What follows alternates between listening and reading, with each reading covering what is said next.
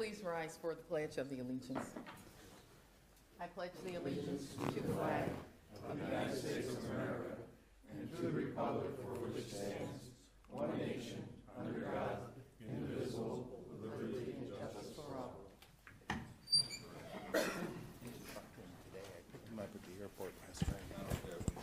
I wonder whose water is this? It's not mine, huh? I'll chat with him tonight to find out who he is.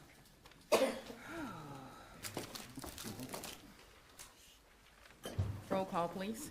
Alexander? Yes. Hurst? Yes. Cumin? Yes. Lentine?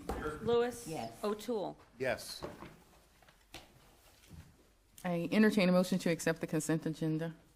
So moved. Do I have a second? Second. Alexander? Yes. Henry? Yes. Hurst? Yes. Cumin? Yes. Lentine? Lewis? Yes. O'Toole? Yes.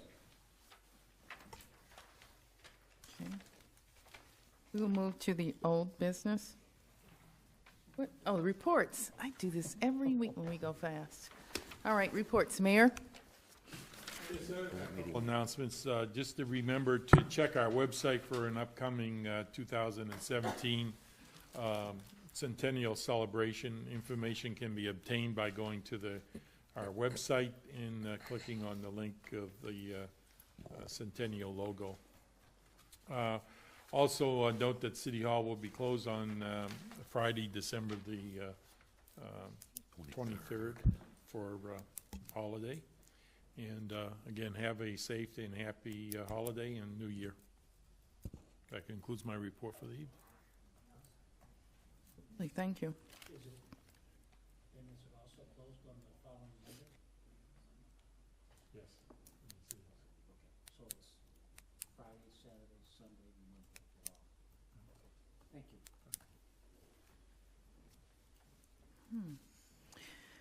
Thank you. Fire Chief Mark Newman. Thank you, Council President Henry, Mayor Roche, members of council, and members of the community. Total calls for service in Division of Fire as of November 30th are at 1,850. We're averaging 5.5 calls for service each shift. That's a 10.6% increase compared to the same reporting period in 2015. Of those calls, 1,439 are EMS calls, which is 78% of total call volume. We're up 7.7% in EMS calls compared to the same reporting period in 2015. And our 3 area nursing homes account for 18% of total call volume, or about 324 calls. Fire service calls are at 411, including 22 structure fires this year. That's 22% of total call volume. Fire service calls are up 22% compared to the same reporting period in 2015. Simultaneous calls, which are calls that occur at the same time, occur 14% of the time. We've had 260 of those events. Mutual aid, we've received mutual aid from neighboring communities 50 times, and we've provided mutual aid to neighboring communities 90 times this year. In the area of EMS billing for EMS transports is at $622,008. That's an 11% increase compared to the same reporting period in 2015. We were at $560,000. Collections for EMS transports are at $308,751. That's a 3% increase compared to the same reporting period in 2015. We were at $300,000. The collection rate for EMS billing is at 50%. The collection rate for the same reporting period in 2015 was 54%. In the area of supplemental staffing, the year-to-date supplemental staffing cost, that's overtime and part-time, as of November 30th is at $120,222 for 3,119 hours. That's an 8.4% increase when compared to the same reporting period in 2015. We were at $110,940. Contributing factors include the backfill staffing for 2 firefighter vacancies that occurred in December of 2015 and January, and 1 firefighter who was on extended medical leave in March. Our new firefighters were hired in March of 2016. Overtime includes shift coverage and off-duty training related to regional agreements, such as the Hillcrest Technical Rescue Team and the Fire Investigation Unit. We do have a CPR course going on right now at the fire station. A Heart Saver CPR course is being held at the Richmond Heights Fire Station tonight from 6:30 to 9:30 p.m. I peeked in before the council meeting tonight. We had 5 citizens in there being trained by firefighter David Grice. The Heart Saver CPR AED course is a classroom, video-based, instructor-led course that teaches adult CPR and AED use, as well as how to relieve choking in an adult. We will have our next course in February with a date to be determined. Anyone that's interested in signing up for the next class can always call me at 216-383-6304. I'll get you on the roster. The roster is completely open right now. Class size is limited to 12 students per class. These classes are free to residents of Richmond Heights. This course is for the general public. It's not the health care provider course. And participants must be at least 16 years old to attend. That concludes my report. Madam President, Yes. a comment at this time. I would like to thank the fire department, the police department, and probably most importantly, this past couple of days, our service department. I believe all you guys have done a great job. All your men have done a great job. And I, as for one, appreciate it. I know what's involved. I know you guys are out there Friday and through the weekend. So I want to just thank all 3 departments very much for your service. Thank you. I'll second that. I'll third that. All in favor? Thank you all on behalf of the men and women.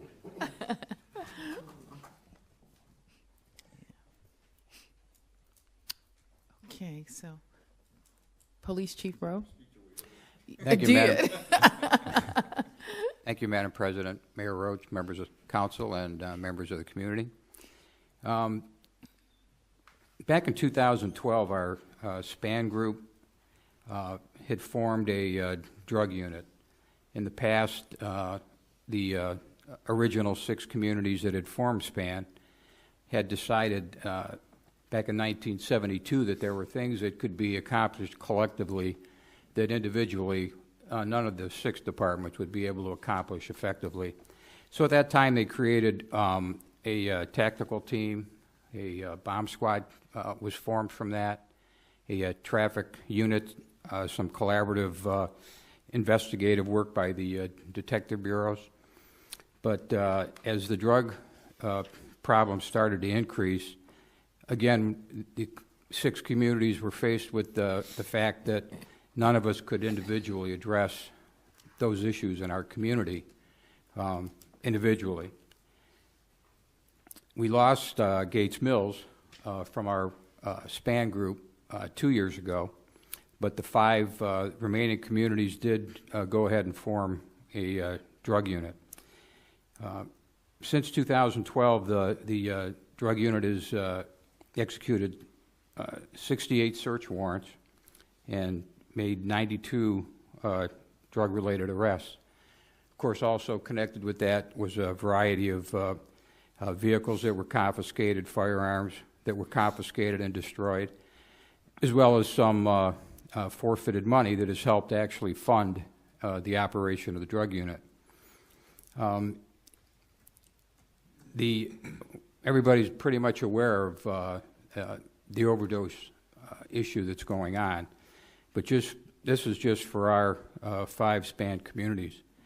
In 2016, there's 37 more non-fatal overdoses than there were in 2015 at this time. That's probably not totally accurate because that's the drug unit's figures, and those are non-fatal overdoses that their unit has been informed of. So we're, amongst the 5 communities, we're going to try to do a better job of making sure that even if the SPAN unit isn't called out, that if we do, we take an overdose report and it's not fatal, those statistics get forwarded to them. From fatal, as far as fatal overdoses, we have 11 more in 2016 than we did in 2015. We had 6 in 2015. We have 17 thus far in 16, and we still have a couple of weeks left. And the way they've been occurring recently, I imagine that will go up. But I didn't know how aware everybody was of our drug unit and the work that they've been doing, so I just kind of want to bring everybody up to date and see that they are out there making a difference. And most of the members that are in this unit at this point are all doing it on a part-time basis. In other words, they're either on patrol or in the respective detective bureaus, but also taking time out to collaborate and do this investigative drug work. And we have been the benefit of that as well in Richmond Heights. An update on our traffic pole on Wilson Mills. I was not here last week, so I couldn't check, but they were supposed to put in the foundation for the pole, but now with the snow, I can't really see if it's there or it's not there. So, but the pole's not coming until January, so it'll be a while yet before that pole goes up. Also, we did receive our 2017 Ford Explorer at the end of November. The vehicle's been put together and is on the road. And we retired a 2005 Crown Victoria that had 182,000 miles on it. And that's all I have. Chief, did the city of Richmond Heights have any of those fatal or non-fatal overdoses? Yeah, as a matter of fact, we have 2 fatal overdoses in 2016 and 17 non-fatal. Really? Wow. Madam President, I have a question also. The police are all carrying Narcan now, correct, in the cars? Yes. I know that we had discussed it at one point. I wasn't sure if that had been distributed yet. They've actually, though the fire department responds so quickly, I'm not sure how many times our guys have actually had to do it. I think maybe only one time. So. Well, just as long as it's there if you need it. Yep. I guess I get a clarification of a non-fatal overdose. Is that something that either our EMS people recovered or You mean applied resuscitate? Narcan or whatever? I mean, when you say non-fatal or when you say overdose, well, non-fatal, that means that they're unconscious or right, and sometimes they are conscious. They're not totally unconscious, but it was apparent that it was an overdose. But obviously, there's been many times that I mean, we don't have the statistics, but I know that the fire department's using Narcan quite a bit. Yeah, so that's an important, another important reason why we're out there, trying to get to the calls very quickly and that kind of thing. So We track the obviously the Narcan administration and the frequency of usage. So yes. do we have any idea what that was on our I don't want to. 17 non-fatal? I don't want to misquote. No, I I provided understand. statistics, in fact, about a week ago, so I can provide those statistics. I don't have them with me right now, and I don't want to misquote. Right, because I know in the last couple of years they've been holding a lot of workshops in regards to that epidemic, and we went to one, the mayor and I, and I think Lewis. We went to one in wasn't that in Lyndhurst? Lyndhurst, yeah, a couple weeks ago. Beechwood has had one, and so we've been to a few. Right, boy, but I didn't know Richmond Heights was affected like that.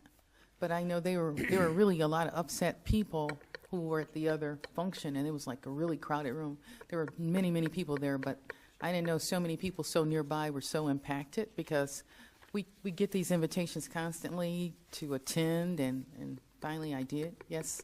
Council President, in fact, Judge Boza contacted me late last week and invited me to a workshop in Lyndhurst Court the first week of January to attend, to be part of a panel with other public safety workers, and I have accepted for that purpose as well. So It's amazing. Great, thank Well, you. we probably can get, is that open to everyone in the region, or? I haven't received the details yet Oh, from okay. her office. I should have We the can make sure details we can try to get later this any of week. that information out to everyone. Yeah. Thanks, Chief. Yeah, thank you all. So Chief, is that all of your report? Yes. Thank you. We'll move to the Building Commissioner, Phil Seabolt. Thank you, Council President Henry, Mayor Roach, members of council and guests. Due to the number of inquiries that we've had from residents on Chardon Road, I thought I would take the opportunity to give you a brief report on the nuisance abatement action in regards to the property at 25311 Chardon Road, which council declared a nuisance a month or 6 weeks ago. As a result of the last letter that was mailed to them, giving them their last chance to clean up the property following the nuisance ordinance, they basically ignored that notice the same as they ignored all of the previous ordinances notices. And after consulting one last time with the law director, we have two things that we have to do that will probably further delay it for delay our final action for a short while. The first thing is that we have to get an accurate photographic record of what it is that we're going to pick up and remove from the property. And obviously right now with a blanket of snow covering everything for at least the next week or so, or 2 weeks, an accurate photographic record is not going to be possible. The other thing, which also relates to the weather, is that in trying to predict a date by which we're going to do the final removal of the debris, the manpower from the service department, which is what we're relying on to do this removal right now, is dependent upon the weather because of their requirements to man the plows and salt trucks, obviously. And we have to be able to predict a date and notify the property owner in question of the exact date that we're going to do the removal. So we have some other discussions. Don and the chief of police and myself have discussed the matter, and we've thought of a couple of alternative plans that we might implement. But at least for the immediate future, the snow is going to prevent us from doing the final cleanup, and we'll keep an eye on the weather and try to come up with some alternative plans for manpower if the snow does come again. But again, if the snow does come again and covers the debris even worse, we're going to have to wait until we can see what we're picking up in order to do that work. Okay, we'll kind of work through the details. It's just to let people know that we're in the process, Right. And we'll work through the details. And you'll never know. We may end up with 60, 70 degree weather for a week. And That's we may very well get a break in the weather, but it's going get a to break, take us. We're in trouble. Yeah, it's going to take us approximately a week to make the final preparations once we believe that we have adequate weather to do it. And so we'll keep an eye on the weather over the holidays and into the first week or so of January, and keep our eye on an opportunity to do this final cleanup. So that's the status of it right now. That's my report for this evening. Thank you. Since that is in my ward, I just want to thank you, gentlemen, for everything that you've done, and I'm sure you'll stay on top of it, whether with the weather I know the inclement weather. I don't even care if it goes until March. You know, the snow covers up what's there, which is kind of nice, but I'm sure when the weather does break, you gentlemen will take care of business. Thank you again. We'll move on to the interim finance director, Tom DeLillo. I have no formal report this evening. How about an informal report? How much time do you got? Thank you. All right, then we'll move on to Recreation Director Ken Stray. Thank you, Madam President, Mr. Mayor, members of council, and members of the community. Just one item this evening. We are still doing the winter pickleball program at Christian Assembly Church. It is on Tuesday evenings from 6:30 to 8:30. You can buy a 6-session pack for $25, or you can do a drop-in rate of $5 per session. We have a nice little group that's started up there. It's beginner friendly, and we have equipment if you do not have it, if you'd just like to come try it out. So it's up and coming activity that we are going to continue in Richmond Heights. That concludes the Recreation Department report. I have one question. What day did you say that is taking place? It's Tuesdays at 6:30. Oh, is it for like 1 hour? Well, you can go. It lasts for 2 hours, but it's more pickup oriented. So if you wanted to just drop in for an hour, that'd be fine. And then come to council. All right, thank you. Economic Development Director Crystal Best. Thank you, Madam President, Mayor, members of council and community. An update on our demolishing of blighted properties. I've learned from the land bank that the property that the city owns at 434 Richmond Road is scheduled to be demolished. They've already let the demolition contract to the contractor that the land bank is going to be using for that work, and that contractor came in apparently last week to pull the permit. So it looks like that will come down. I was told by Steve Billingsley at the land bank somewhere between the 16th of December and the 16th of January, but they would like to see that torn down by the end of this year. So that will hopefully happen in the next week or so. As to the 2541 Hilltop property, I just recently saw that we have an estimate, an updated estimate from the land bank for the cost of that reconstruction. If you please recall, we did get an estimate from the land bank, I would say 3-4 months ago, and we asked them to rerun the numbers in light of what budgetary restrictions we have.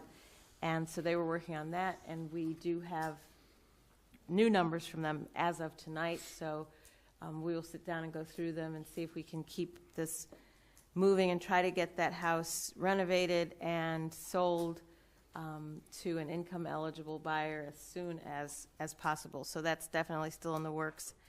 And then lastly, last week we had a very successful meeting with the women leaders in economic development, and it was a meeting that was co-sponsored by the Cleveland Jet Center and Magnet.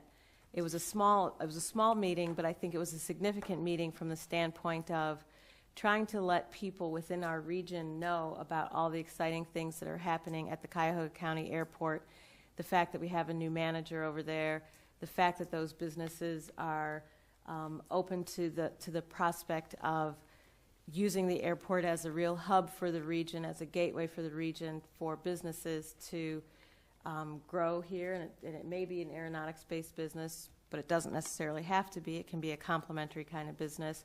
But also just all of the convenience of having an airport right here in Richmond Heights. And I was really struck by a comment that I heard that you can go from the airport down the street all the way to Spain if you want to. It's happened before, and I think it's important for us to really celebrate that, because we are the only regional airport in this area that has air traffic control and has enough runway to really be a significant player when you're talking aviation in this region. So just trying to really build on that.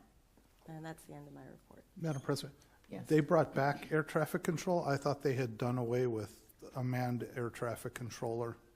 No, it's there. It stops at, I believe, at 11 o'clock at night.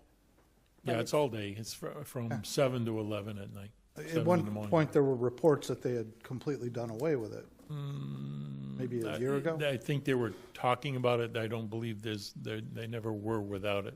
Okay, Yeah. no, that's good. And that's all I have, unless you have questions.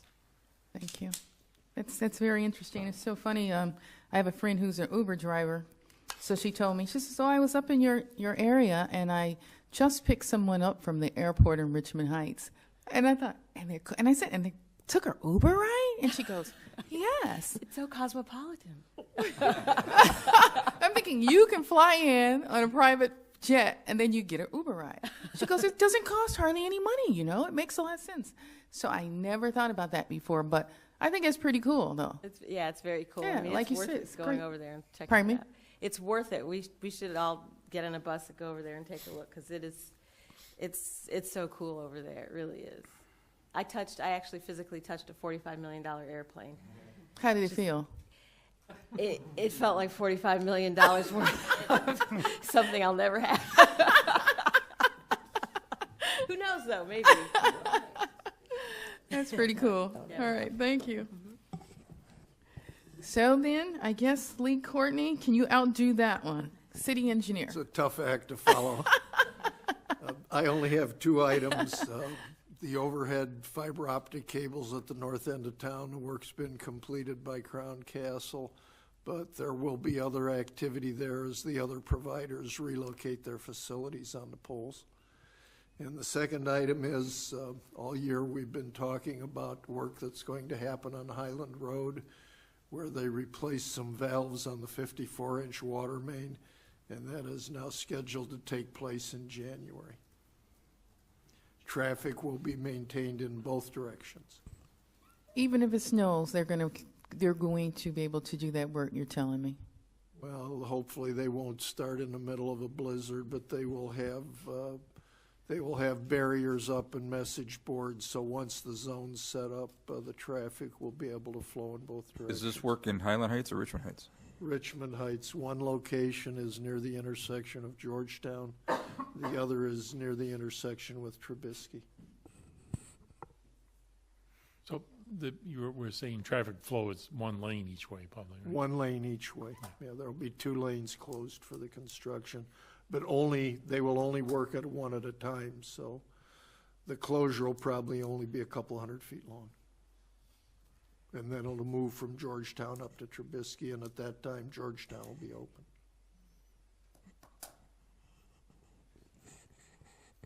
All the questions? All right. That's it. Thank you. So you're done? Is your report complete? I'm sorry. Unless there are any questions. All right. One question, are they gonna patch this thing and put it back the way it is right now? When They they're will, done? they will replace the concrete to within 3 inches of the surface, and then they'll put in a visqueen barrier, and then they'll put a concrete cap, which they'll take out in the spring and put asphalt in. Okay, but they'll take care of everything, right? Yes. Okay, thanks. Thank you. Service Department Director Donald Korniski. Thank you, Madam President. From 4 o'clock on Friday afternoon till Sunday afternoon, our men were out there plowing the streets 14 to 16 hours at a time, sitting in a truck, especially Friday night going into Saturday morning. Some of them not even getting out of the truck, just not even to eat. They stayed in their trucks. Most of the time we couldn't abandon the trucks because they were stuck on the road. Pardon? They weren't stuck. They were standing still, but we did have a few that did get stuck. Really? Yeah, it was hard to plow. It was probably the worst snowstorm that I've ever worked in 45 years. But they did an excellent job. They cleared the streets. They did the best they can. They pulled out cars. We pushed UPS trucks down the road to get them out of intersections. We were assisting the police department, which I felt very bad for them. They were out there standing and doing a heck of a job. It was rough. Too. Yes. It was dangerous for them. Yeah. But I was expecting a lot of calls on Monday morning for mailboxes and you name it. We only had 2 people call for mailbox issues, and most of them were that they didn't have them secure anyway, so it wasn't something that we caused. But with all the snow that we pushed, I was very impressed that my men were driving slow enough not to damage some mailboxes and keep things under control. They did an excellent job, and I know we're ready for the next snowstorm that comes along. The trucks are ready to go, and There's nothing else I can say about it. They did I have a question for you. Richmond Road, we were always wondering what was going to happen to the Richmond Road with the new mounting of dirt. If that was going to drift, if that was going to be helpful or maybe hurtful to our city road there, or our state road. I don't think we're going to get a worse storm. Do we have any idea if it's helping or if it's as bad or worse, or what is the outcome of that? I don't know where the snow went that was supposed to come over that hill, but it didn't come over. We had no issues whatsoever. So it actually helped, possibly? It helped, because we did not have time to get snow fence up for this storm. Right. And normally that would have slowed it down, and it still would have drifted over. We had zero drifting. So we have seen a change from from a year ago to... A complete 180-degree turnaround. Wow, that is really great. Yeah. The snow's got to be on the other side of the hill, because it's not on the side that we would normally see it. Good news. It worked out well, yeah. Yeah, I like to thank your department, too. I was caught on the top of the hill, and your truck came by, and they decided to clear the path. I mean, I was, like, really stuck for, like, 5 or 10 minutes. And I was stuck in my car for about 6 hours, too, on Friday trying to get back in. And I thought, well, Richmond Heights is going to probably be worse than every place else, is what I thought. But I must have got stuck 15 times before I got to Richmond Heights. And when I did get stuck a little bit on the hill, the guy cleared my path miraculously. And I thought, if I got to Richmond Heights, I know they'll either help me or something. So I saw a police officer helping someone, get out. And like I said, that service guy plowed me so I could move. I mean, he saw me stuck, and he just got in front of my car, cleared the path, and kept going. I thought, that is a miracle, because I'd already been in my car 5.5 hours. I mean, really. So I thought, Richmond Heights, I kept thinking, if I can just get to Richmond Heights, I can leave my car, and my sons can come get me, or else somebody else can help me. But throughout the city, it was like, if you leave your car, then you're putting somebody else in a catch-22, because they couldn't get around. And that's what happened. Every place I was at for 6 hours total. But A lot of people left their cars. It was like a science fiction movie where you look around and there's nobody in the cars. I couldn't understand that myself. Well, I can understand, because you get stuck and then people start blowing their horns. But I thought to myself, well, what am I going to do for a car tomorrow if I leave it here? So I kept thinking, they can blow, and I'm just going to keep trying. So that sign you put on your car, Eloise Henry, council president, really helped once you got to Richmond Heights? No. It plowed you? No, it's just so many people pushed me, you name it, everybody. I mean, it was like a miracle. So many things happened, but it was a lot of people helping other people. But it was horrible. I mean, it was just horrible times. So I thank Richmond Heights, because I thought we were going to probably be worse than everybody else, and we weren't. That's all I have. Yep, thank you. So I guess we can go on to other things now, like old business. Oh, audience. We have lots of audience out. I'm sorry. Would anyone like to say anything? Anyone from the audience? So are you all students who just have to be here? Is that it? All right. Join the club. Join the club. All right. So then we'll move on to old business. Thank you. Nothing under old business. Under new business, we have ordinance 120, 2016, introduced by Cumin, first reading. An ordinance amending Chapter 1196, Comprehensive Stormwater Management of the Codified Ordinances of the City of Richmond Heights in its entirety, and repealing existing Chapter 1196. Well, if you'd like, I can make a quick comment. This, along with 121, 2016, are both mandates from the Ohio EPA having to do with the stormwater management for new construction, and then for follow-on once the construction is completed. And we are going to refer this to the Planning Commission for review before we act on it. So we are going to hold this on first reading, correct? Yes. Okay, ordinance 121, 2016, introduced by Cumin, first reading. An ordinance amending Chapter 1195, Erosion and Sediment Control of the Codified Ordinances of the City of Richmond Heights in its entirety, and repealing Chapter 1195. And again, this is part of that same, those two pieces. We're going to hold this for review by the Planning Commission. And don't we also recommend this to the Planning Commission at this point? Isn't that the recommendation? Yeah, both, yeah. Motion to recommend to the Planning Commission, both item 120, 2016, and 121, 2016. And we need to do them separate. So if you don't mind. I don't mind at all. Todd shaking his head.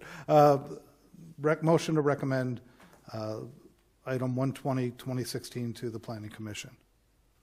Second. Alexander? Yes. Henry? Yes. Hurst? Yes. Cuman? Yes. Lentine? Yes. Lewis? Yes. O'Toole? Yes. Motion to recommend 121, 2016 to the Planning Commission. Second. Alexander? Henry? Yes. Hurst? Yes. Cuman? Yes. Lentine? Yes. Lewis? Yes. O'Toole? Yes. Resolution 122, 2016, introduced by Mayor Roach, first reading. A resolution accepting the donation to the city of 3 parcels of vacant land on Chardon Road in Richmond Heights. Mayor, do you have a comment? Yes, we've had extensive discussions in the last couple of meetings. I would recommend the passage of this tonight. Move for suspension. Second. Alexander? Yes. Henry? Yes. Hurst? Yes. Cuman? Yes. Lentine? Yes. Lewis? Yes. O'Toole? Yes, and move for passage. Second. Alexander? Yes. Henry? Yes. Hurst? Yes. Cuman? Yes. Lentine? Yes. Lewis? Yes. O'Toole? Yes. Madam President, do we want to just take a second and explain why we suspend the rules for this young students who may be here? Normally, we would have 3 readings of legislation before we act on it. When we move to suspend the rules, we're saying that we are going to enact or act on it without the mandatory or normal 3 readings. And that would be at 3 separate meetings. So it essentially would take 6 weeks to get something passed. And some of these things are not really substantive, and other things need to be adopted quickly for legal reasons.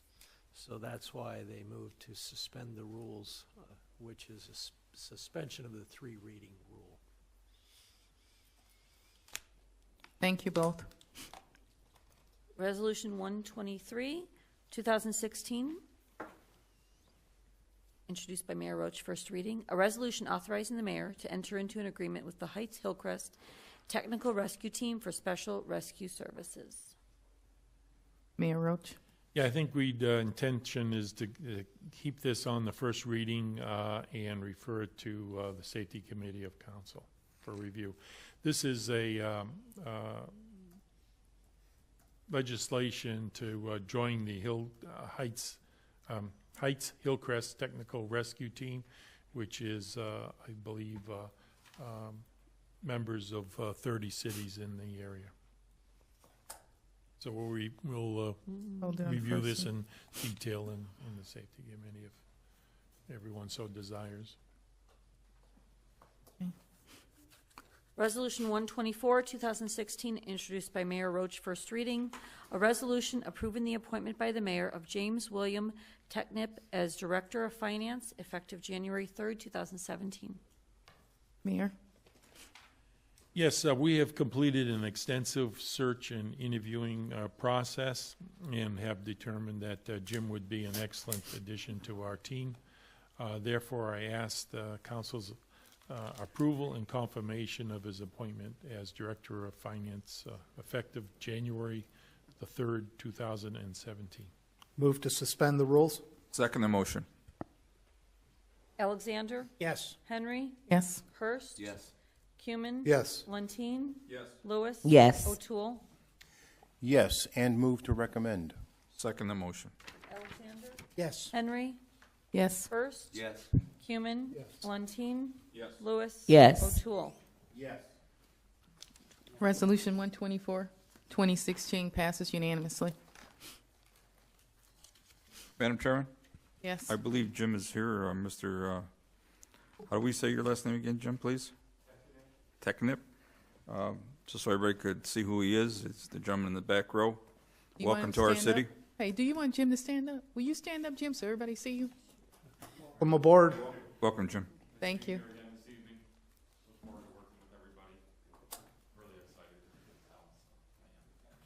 Great. Thank you. We're glad you're here also. All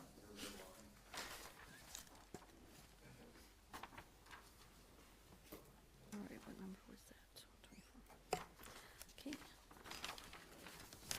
Resolution 125, 2016, introduced by Mayor Roach, first reading. A resolution authorizing an agreement with Chard Snyder and Associates for third-party administrator services for a health reimbursement arrangement, HRA plan, in 2017. I think that's you, Mayor. Mayor? 125, I'm sorry. Oh, this is, Chard Snyder is our third-party administrator of services for the health reimbursement arrangement. They've done a great job over the last several years, and I would recommend this passage of this resolution this evening. Move for suspension. Second? Alexander? Yes. Henry? Yes. Hurst? Yes. Cumin? Yes. Lentine? Yes. Lewis? O'Toole? Yes. Second? Alexander? Yes. Henry? Yes. Hurst? Yes. Cumin? Yes. Lentine? Yes. Lewis? O'Toole? Yes. Resolution 125, 2016 passes unanimously. Resolution 126, 2016, introduced by Mayor Roach, first reading. A resolution authorizing a contract with Anthem Blue Cross Blue Shield for health insurance for 2017 and declaring an emergency. Mayor, do you have comments? Yes, this is a continuation of our health coverage insurance with Anthem Blue Cross. We've gone through an extensive negotiation with them, and we have come in with a zero increase for this next year. So I'd recommend the passage of this resolution. Motion for suspension of the rules. Second the motion. Alexander? Yes. Henry? Yes. Hurst? Yes. Cumin? Yes. Lentine? Yes. Lewis? Yes. O'Toole? Yes, and move for passage. Second? Alexander? Yes. Henry? Yes. Hurst? Yes. Cumin? Yes. Lentine? Lewis? Yes. O'Toole? Yes.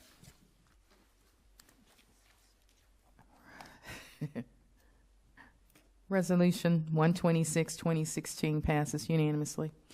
Thank you. Resolution 127, 2016, introduced by Mayor Roach, first reading. A resolution confirming the action of the Zoning Board of Appeals to approve a variance to permit an extended driveway at 4405 Stone Ledge Drive. Mayor? Yeah, I believe Mark is the... Right, he is. Yeah. This was recommended by the Zoning Board of Appeals, and it was also recommended by the Zoning and Planning of Council. Move for suspension. Second? Alexander? Yes. Henry? Yes. Hurst? Yes. Cumin? Yes. Lentine? Yes. O'Toole? Oops, sorry. Lentine? Lentine? I thought he was. He changed his mind. Team wants to say no. We're laughing because the Lentine and O'Toole got a little mixed up here. So, Ventriloquist act. We'd like to start over. My vote is no. so who are you now? Okay, and O'Toole. And O'Toole. Move for passage. Second. I have a question. Did he get recorded as a yes? And I got recorded as a no? Yes. Good to know. My apologies. This is a motion to pass, and we have that. Alexander? Henry? Yes. Hurst? Yes. Cumin? Yes. Lentine? No. O'Toole? Yes. Lewis. Oh, you didn't get Lewis? Lewis? Yes. Okay. All right. Resolution 127-16 passes 6-1. Resolution 128, 2016, introduced by Mayor Roach, first reading. A resolution authorizing a contract with Anthem Blue Cross, Never mind. 128. A resolution confirming the action of a zoning board of appeals to approve a variance to permit an extended driveway at 480 Highland Ridge Drive. Alexander? This was also recommended by the Zoning Board of Appeals and was also recommended by the Planning and Zoning of Council. Move for suspension. Second. Alexander? Yes. Henry? Yes. Hurst? Yes. Cumin? Yes. Lentine? No. Lewis? Yes. O'Toole? Yes. Move for passage. Second. Alexander? Yes. Henry? Hurst? Yes. Cumin? Lentine? No. Lewis? Yes. O'Toole? Yes. Resolution 128, 2016 passes 6-1.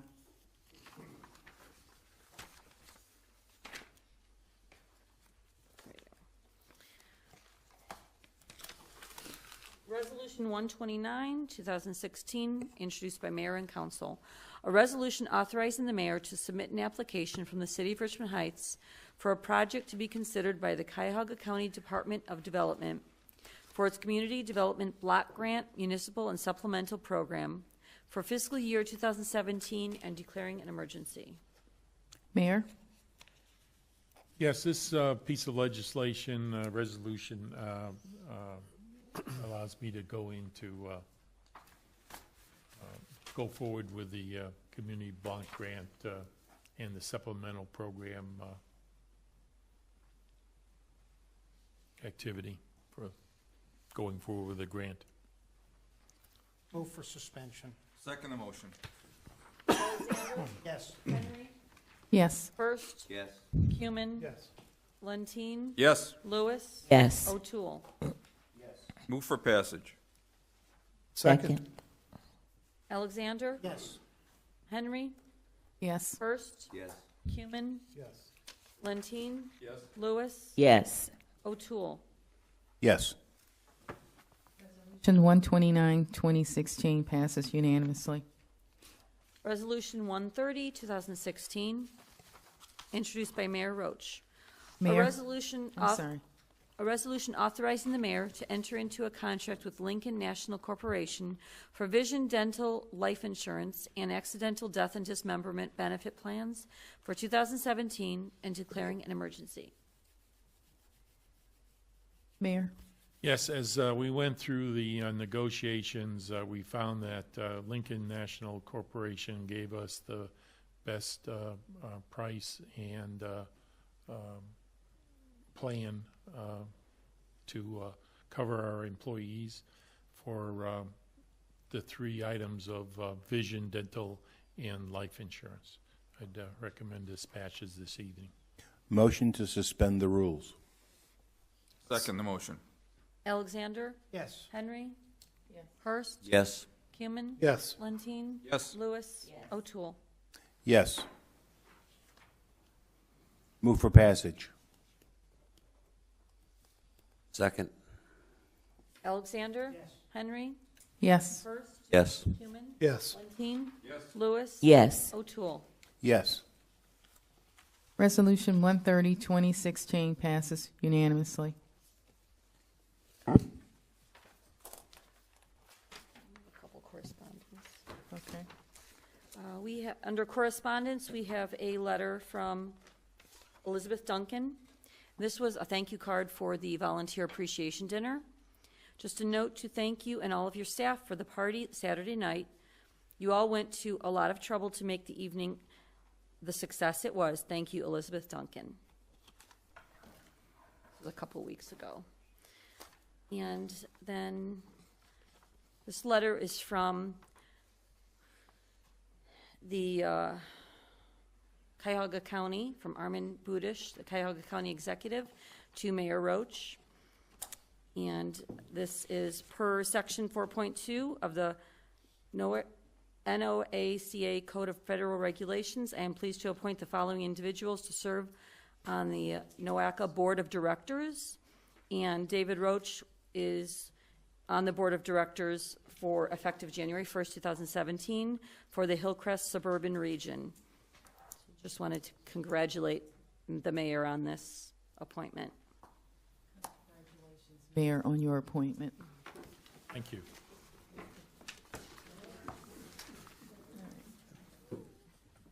Any more? No. All right.